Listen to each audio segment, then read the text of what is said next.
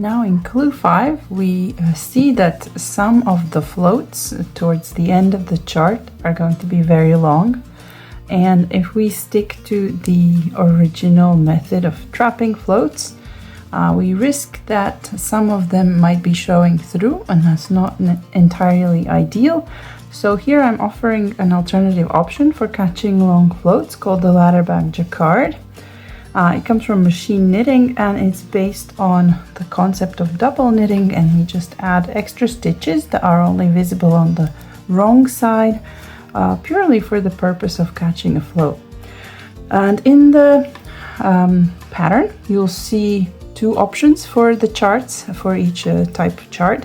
One will have these yellow columns that are suggested Ladderback Jacquard stitch placements, where we need to create those extra stitches. And the other one is the usual, in case you want to stick to what you already know and do away without the Ladderback Jacquard. So I am now in a place where in the Ladderback Jacquard stitch placement suggestion, I have a yellow column, and the first I need to create that extra stitch, and I will be using the twisted lifted increase to do so.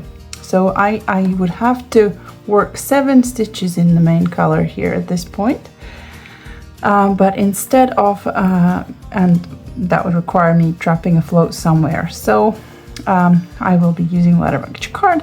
That requires for me to bring the working yarn, that is in my case the main color, to the front of work, and with the floating yarn, in this case it's the contrast color, create a new stitch with whichever knit increase or purl increase method you prefer. In this case I like my twisted lifted increase, and there we go. We then pick up the main color, again the working yarn, and continue working according to the chart, and we have caught this float with the help of an extra stitch that, trust me, will not be visible to the front. I'll have a few more opportunities to show you this here on this row.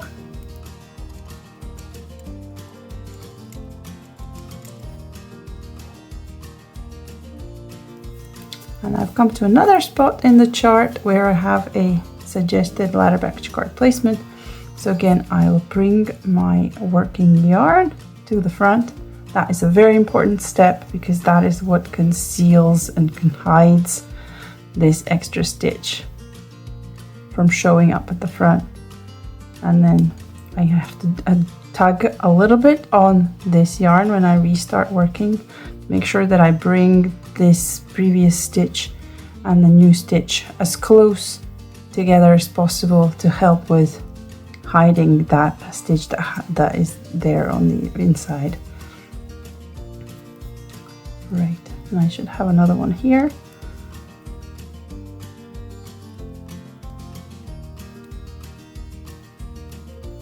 And we also need to ensure that we keep these floats here extra loose, because we don't want anything to pull on the fabric here, anything to disturb it. Otherwise we'll see little dents, and see what I mean by needing to tug it to bring them as close as possible. We don't want anything to pull on the fabric there.